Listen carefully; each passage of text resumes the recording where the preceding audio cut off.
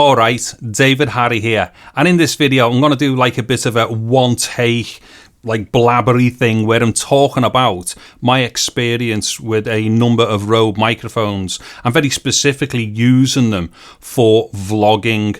Now this video is in no small part being inspired by one of my YouTube buddies and somebody who watched tons of his videos, and that's Kevin Muldoon. Get to Kevin's channel here. What it is, I've literally just come off the back of watching one of Kevin's live streams, and we were basically having a little natter in the commenty thing, you know, the live message thing about some stuff to do with the mics. And of course, I type dead slow and I can't do that thing properly, so I thought, well, do you know what, I'll do a bit of a video explaining some stuff to Kevin, but I think this might be useful to a whole bunch of other people. So what I've got here is the Rode VideoMic Pro Plus, I've got the Rode VideoMic NTG, I've got the Rode Wireless Go, I've got the Rode VideoMicro, and I've got the Rode Lavalier GO. So what I'm going to do is just kind of like, you know, meander through each microphone. I'll just show you the mic and whatnot and explain a few things practically about them very specifically for vlogging. So the first microphone is this one then, and this is the Rode VideoMic NTG. Now just quickly, I'm just going to skate over some of the technical functions of these microphones. I have done tons of videos about Rode microphones, so check me Rode VideoMic playlist and stuff. There'll be a link here or in the description. In fact, there'll be links in the description to a bunch of things which may be interesting. But like I say, I will skate over some of the technical stuff and just talk more about the functionality of these microphones. So once again, the Rode VideoMic Pro Plus. Let me just show you the back of it there, just so you can get an idea of what the functions are like and stuff on the back. Again, without getting into too much technical detail because it'll just slow me down. This microphone has a bunch of useful things on it, such as like, you know, safety guide track and or safety track in stereo mode. It's got two forms of attenuation. You've also got a HF boost in there. Whole bunch of things. Once again, I've done videos about this, so check them out for more technical detail. Now, from a practical point of view, I've never really liked the tone from the VideoMic range and, you know, the VideoMic Pro stuff in the past. However, Rode were kind enough to send me this microphone. And once I started using it, or in fact, the first time I used it, I was outdoors, threw it on a GoPro, had a quick test of it, got back in, had a listen, and I was like, that doesn't sound the same as the ones that I tried in the past. As in, I think this sounds way better. Now, there's some really cool stuff about this particular microphone which really does lend itself to vlogging. And the first one is how loud the microphone can pick stuff up without distorting. Now typically this is something called SPL, or sound pressure level, and it's basically an indication of how sensitive the capsule is to certain peak transients and stuff like that, or consistent levels of like loud noise and stuff like that. So sound pressure level, again, I don't want to get too bogged down technically here, but nonetheless, this microphone actually handles loud sources really, really well. And by loud source, I mean me, because I have a loud voice. So when a microphone is like literally this far away from me on top of a camera, I will really tax a microphone. Now, some people might go, yeah, but you know, you got a loud voice. Well, the thing is, with any microphone that's designed for vlogging, you have to make sure that it can handle loud sound sources, especially like quick ones that you're not aware are going to be happening. You may turn your vlogging rig onto something else to film another person or a situation or scenario, and you want to make sure that the microphone is definitely going to pick all that stuff up as well as on top of when it's around, you know, you talking to it and stuff. In that instance, this microphone is absolutely fantastic. There's nothing really I could like make as like a negative point about this mic, and anything negative from my point of view would be so minor, it just wouldn't even be something that other people would even be interested in. Do you know what I mean? It really is on balance a fantastic microphone. Now it is a shotgun mic, so that means that it definitely has got more of a tighter pattern for what it's picking up at, you know, at its front, but its side rejection is awesome. In fact, I was on a conversation earlier on FaceTime with me YouTube Bezzy, Mr. Ian Craig. Check Ian's channel, there'll be a link here and one in the description. And me and Ian were talking about the exact same thing about this microphone. What it is, indoors, it's kind of good, But you take it outdoors and all of a sudden this microphone really opens up when it's outdoors. It's really good. And its side rejection is awesome. Ian was saying he did some stuff, I think it was earlier today or yesterday, and he was using it and there was a dog barking off to the side. And when they got back in and they were listening to some stuff, he was with his missus recording things. And apparently did notice that, like, you know, you couldn't really hear the dog that loud in the recording. So the mic done a really good job of rejecting the stuff at the side. Now, it is quite an expensive microphone. Also, there'll be links to the mics and whatnot in the descriptions below and all that. It is a fairly expensive microphone, but I think in this instance, you do get what you pay for with this. And on top of that, you've also got the potential of the dead cat for it as well. Let me just throw the dead cat on, in fact, and this is how easy it is. You just slide off the foam filter, slide on the dead cat. Again, I'm not trying to do, like, you know, how-tos or whatever here about the microphone, so I won't bang around too long on them. But there you go. It's got its dead cat on. Now, straight away you're thinking, wow, that looks even bigger now, which it does. And out of all the microphones that I've got here, the Rode ones, this definitely is the biggest one, like, by volume once it's set up. However, I use this thing here, right, which is an offset bracket. I don't know if we can get proper focus on that. Again, there'll be links to this thing here. And what is it? It's something that I put together, which allows me to get a microphone like that, connect it to the back of the bracket, and then the front part there sits on top of the camera in a cold shoe. So rather than the microphone being positioned there and in the field of view, and you know, like, so you can see it and all the rest of it, you can pull it right back there and it pulls the microphone right back out the field of view. That works with the GoPro, which has got a wide field of view, which is awesome. Now, the other thing is, obviously, size-wise, it may attract attention and all the rest of it, and yet that's a fair comment about this microphone. Although, if you want kind of like the best, like, dialogue sound for your vlogging and stuff, unfortunately, you're not really going to get it from much smaller microphones. A bigger microphone like this, and especially because it's a shotgun, and by I mean it's a shotgun, it has this thing here called an interference tube. I said I wouldn't get all mad technical here. In fact, there'll be a video here or a link in the description taking you to a video where I explain how a shotgun microphone works. But just quickly, by definition, a shotgun microphone has to have this thing here called an interference tube. I explain all about what this does in this other video.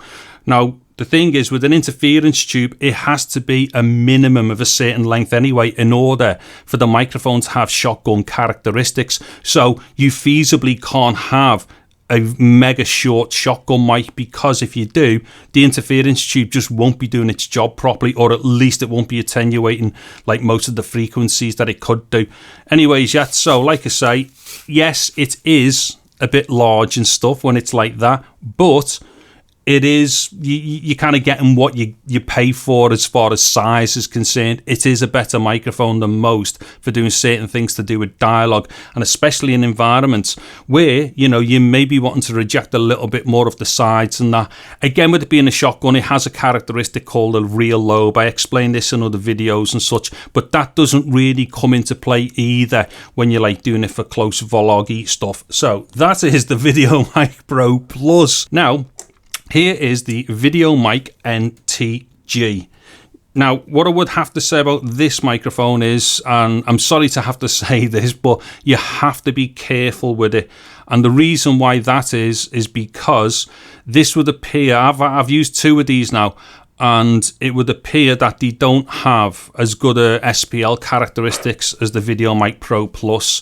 In fact, once again, Ian Craig has also confirmed this. He's used both of them. He's come to the same conclusion as me.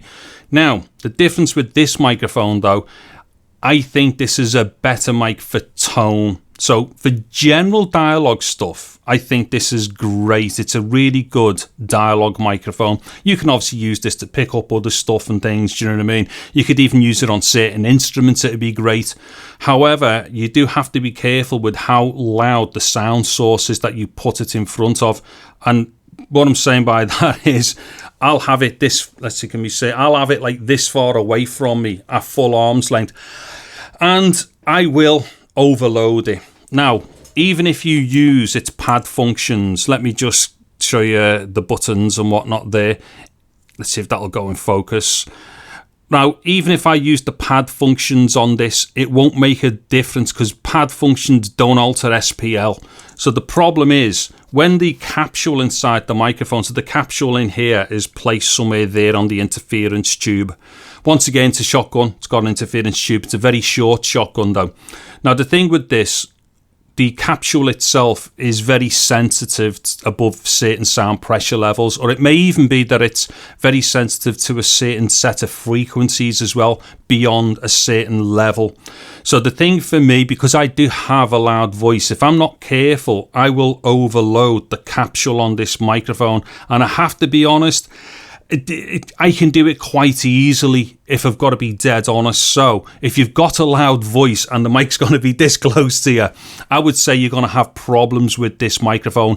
If however, you've got a normal, like, sane level in your voice and not a big loud idiot like me, then this would be fine all day long. Or if you just pull it a little bit further away from the sound source. So as a VO mic, as an out of shot boom mic, it's going to be perfect.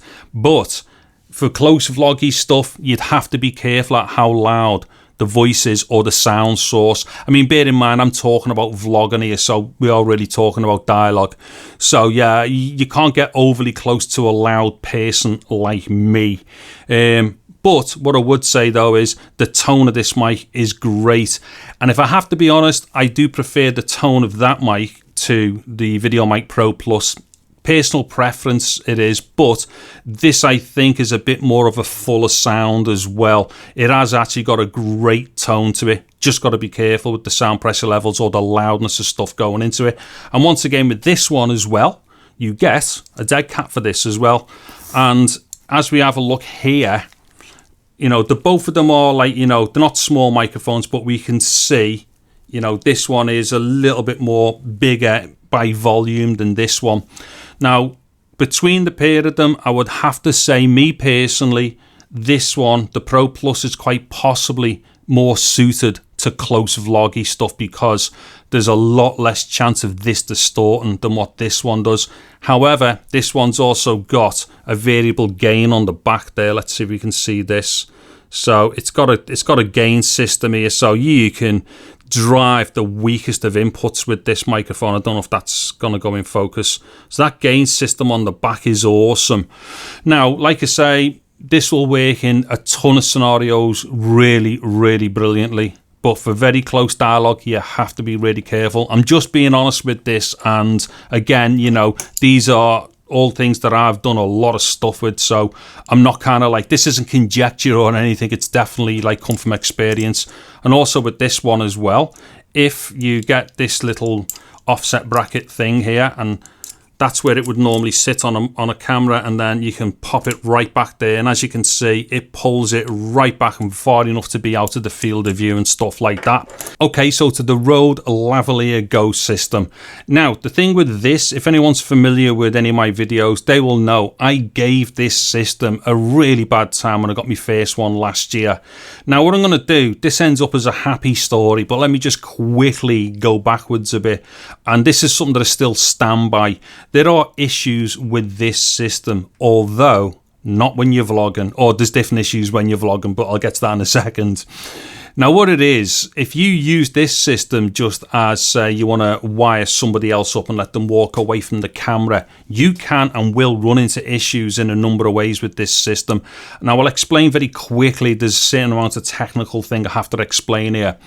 What happens is, this system here, this one is the transmitter, this one is the receiver. The transmitter has a built-in microphone, or you can plug another microphone in, such as a lavalier. So what happens inside here, that analog signal gets turned into a digital signal, which effectively becomes a digital bit stream, which is then modulated into a radio frequency, which is then sent through the airwaves to here. Then at this end, the receiver basically just kind of demodulates and then turns the digital signal back into an analog signal, comes out of its output, and then that goes into a camcorder or a recorder or whatever, DSLR, whatever you got it plugged into, which ironically at that point also then goes through another analog to digital, and then conversely a digital to analog stage after that as well. Tons of conversions going on. Anyways, the important thing here though is at the transmitter and at the receiver, these are working on the 2.4 gigahertz radio frequency.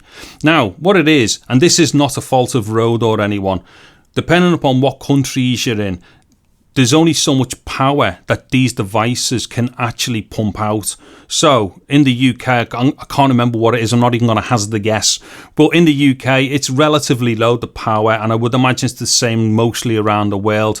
So I think what's going to happen here, Rode are not going to make different variations of these for different territories, which may allow higher power than others. So Rode have to fix the power to these things, so they're not going to be transmitting and going into like illegal power ranges whenever they're going into different countries and stuff. Anyways, so what that means is once you're using some of these things, if they start losing line of sight, and by line of sight what I mean is if these two things can't see each other directly, so imagine a physical line between them, if that physical line is broken, then you lose line of sight. In that instance, you can have problems with your signal being dropped. So think of like a person walking in between the person talking and the camera picking it up. That can block it. Indeed, a person who's got this on turning around, their body can break line of sight. So these things are going to be very susceptible to losing signal through line of sight and through low power. Right, let me get that right out the way for a start. And I know that got a bit mad technical, but it has to, because what happened is, once again, Rode sent me some stuff, and Rode have been brilliant, by the way. So Rode sent me a couple of more of these, and I thought, you know, I'll give them another test. Now, what they've done, and I'll get to this in a second, they gave me the Lavalier GO as well. So I'll get to that in a sec. So what it was, I was messing around with the Lav GO and the Wireless GO for vlogging, and suddenly I went, hold on a minute, this feels like a completely different system.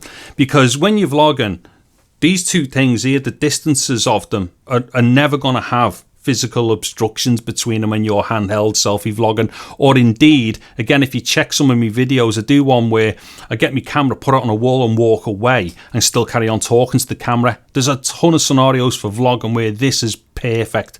Now, as far as like the caveats to that are concerned, this has got its little win muff on, by the way.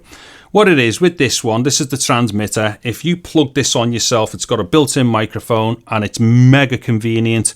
I have to be dead honest, I'm not a huge fan. Plus, once again, similar to the VideoMic NTG, that can be overloaded quite quickly, especially with someone like me. However, if you go and watch any of the more recent videos by Robert John Kerr, there'll be a link here, and Robert actually uses this system to great effect. And what it is, Robert clips this usually to a strap or something that he's got on him, because normally I think he'll have like a bit of a backpack or something. He'll strap that on somewhere in front of him here, and then just clip that onto whatever camera he's using. I think he's using a Panasonic camera at the moment. What Robert does with these is fantastic. Like I say, go and check out Robert's stuff and you'll see a bunch of videos where he does that. For me, when I watch Robert doing it, I'm sitting there going, why don't I sound like as good as Robert when I do that? You know what I mean? Personally, I'm just not into that setup. However, when I link it in with an external lavalier microphone, total game changer. So what I tend to do is conceal a lav underneath me top. I will, like, you know, kind of like just stick it down with a Rycote undercover. Have the lav connected into the transmitter. The transmitter will then normally probably just sit front facing from my pocket, and I'm literally then only 2-3 feet max, even if I put it down briefly on, you know, put the camera down on a wall briefly.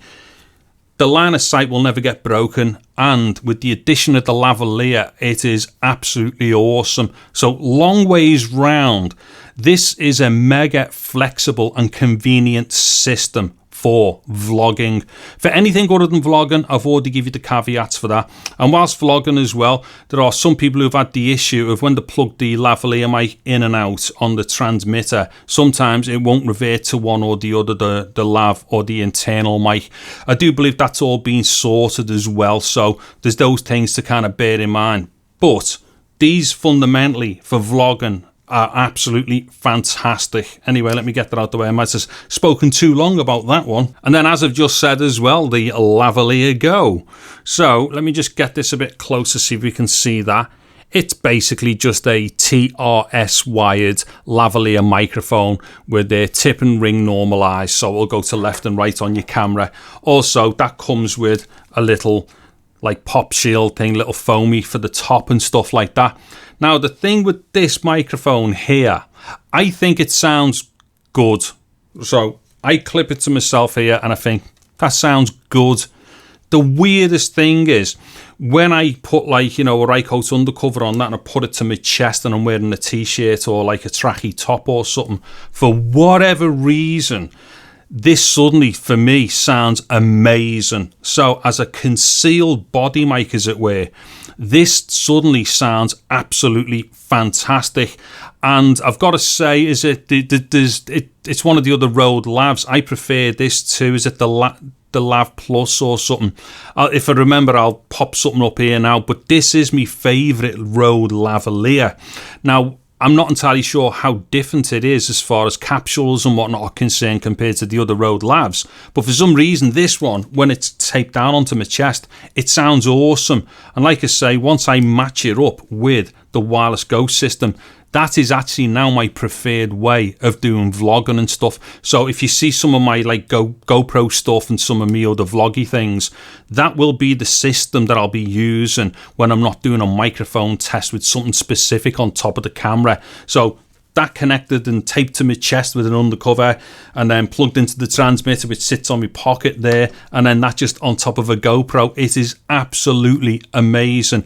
And I can't overemphasize enough either this whole thing about going like totally like, you know, untethered for vlogging.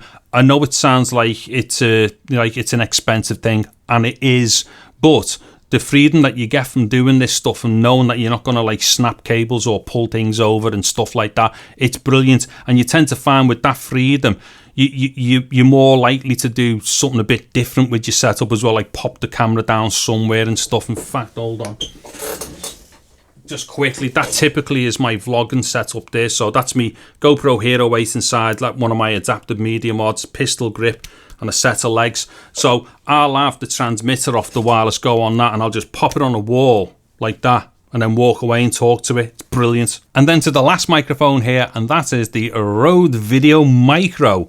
Now, I would say that the two bigger mics are going to give you a better sound and all the rest of it. There's a whole bunch of functions with the NTG and the VideoMic Pro Plus which are definitely going to be better than this. However, I would say this is my favourite vlogging microphone ever. And also, I'm definitely going to have to do another definitive video all about just this microphone because it is fantastic. Now, the thing with this mic, I think it's not that easy to distort and overload. I mean, if you get right on top of it like that and shout into it, you'll destroy any mic doing that. But at a decent little distance there when you're vlogging, no problems at all with this microphone. I think it's fantastic. Tonally, it's not as full of sounding as maybe the VideoMic NTG, but it doesn't cost anywhere near the price either. But tonally, this microphone has got a particular characteristic about it, which some people, I think, kind of maybe say is a downside, and it doesn't pick up like a lot of like very low bass end. Well, the thing with that, you don't want to pick up loads of very low bass end when you're doing dialogue or vlogging. And the reason for that is because that's the kind of stuff that can definitely swamp the sound really quickly. So if you're out and about and you're vlogging and stuff like that, and you go near, say, like traffic and things with like cars or lorries, or if you're banging around in noisier environments with like a lot of low frequencies in, this microphone, its capsule, tends to naturally drop off quite quickly at the real low end. And what that basically means is it gives your dialogue more chance of being picked up over some of those other competing frequencies around you. And on top of that as well, there seems to be a little bit of a lift somewhere in the middle, which once again assists your dialogue. I mean, I made a joke about this, but I'm fairly sure it's definitely been done on purpose by Rode, the way that they've designed this microphone. So whereas like the big mics, they pick up a lot more bass end, and then to get rid of them, you can like drop the bass end out of them built into the mic. You can't be doing stuff with a tiny mic like that. So what you have to do is make sure that the capsule that's in it is designed more so to be responsive for a particular type of recording, and obviously in this instance, dialogue. So the other thing about this is a cardioid, and this microphone does reject really well from the sides and the back. Also as well, you got that ladder shock mount thing, which is awesome. I'll get into all this stuff in a proper video just about this. And then the best bit is, and this seriously is the best dead cat of any small microphone that I've ever had, right?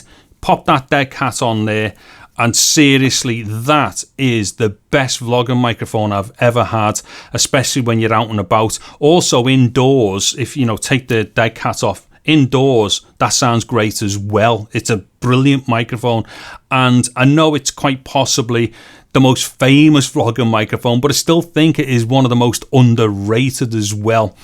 Anyways, there we go. I know I've probably rambled a fair bit about certain stuff there, but that should give you a general good idea as to what my experiences have been like with all these Rode microphones, and very specifically for vlogging. Anyways, I'll cut off now because, yeah, I've just talked a whole bunch of things about microphones there. So if anyone's got to the end of this video, thumbs up for you. Oh yeah, and on the point of thumbs up, give us a thumbs up if you've liked the video, subscribe to my channel and all that stuff. Also, there'll be links to various things as well. There would have been stuff popping up. Don't forget, go and check out Kevin, Robert and Ian. And also as well, I'll have links to my Rode microphones playlist. There's probably 60 videos or so in there where there's videos very specifically using Rode video microphones for something or another. So if you want, if you want to get a really good, good grip on what's going on with these microphones being used in a whole bunch of scenarios, I'd be very hard pushed to see that you'll find anybody else on YouTube who's done as many videos about them as I have. In fact, I think I've done more videos about Rode microphones than what Rode have done. Anyways, I'm David Hardy. Thank you very much for watching this video. Take care and goodbye now.